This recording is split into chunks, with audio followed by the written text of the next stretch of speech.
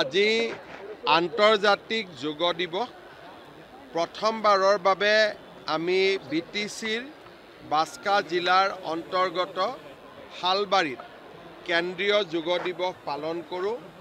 ৰাইজৰ অপাৰ উৎসাহ আৰু অনুপ্ৰেৰণাৰ মাজতে আমাৰ এই যোগ দিৱস সম্পন্ন হয়। প্ৰধানমন্ত্ৰী মোদী ডাঙৰীয়াই বিশাখাপট্টনমৰ পৰা দিয়া ভাষণো আজি আমি সকলোৱে একত্ৰিতভাৱে শুনাৰ সৌভাগ্য হয়। আজিৰ এই যোগ দিৱসৰ সুন্দৰ কাৰ্যসূচী সফলতাৰে পালন কৰাৰ বাবে বড়োলেণ্ড টেৰিটৰিয়েল কাউন্সিল আৰু বাস্কা জিলা প্ৰশাসনক মই ধন্যবাদ জনাইছোঁ।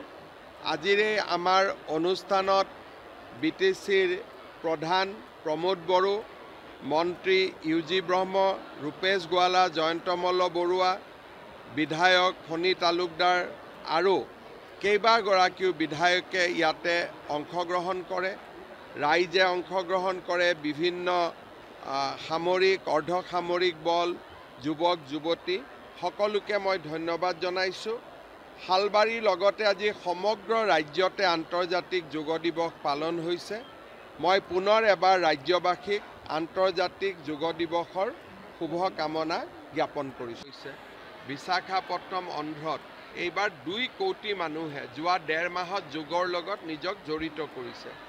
অসমতো এটা যোগৰ পৰিৱেশ গঢ়ি উঠিছে। যোগ ইনষ্ট্ৰাক্টৰ হৈছে আমাৰ বিদ্যালয়, আয়ুষ্মান মন্দিৰত যোগৰ আমি সাপ্তাহিক যিটো অভ্যাস আৰম্ভ কৰিছোঁ। মই ভাবোঁ যে যোগক সকলোৱে গ্ৰহণ কৰিব লাগে। সুস্বাস্থ্যৰ আৰু সুমনৰ মানুহ অধিকাৰী হ'ব।